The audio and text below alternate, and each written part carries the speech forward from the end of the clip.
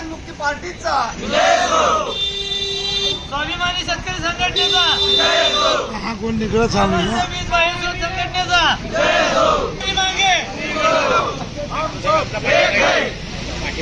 हमारी यूनियन, हमारी यूनियन, हमारी ताकत, कामगार एकजुटीचा, कामगार एकजुटीचा, असं कसं देत नाही, असं कसं देत नाही.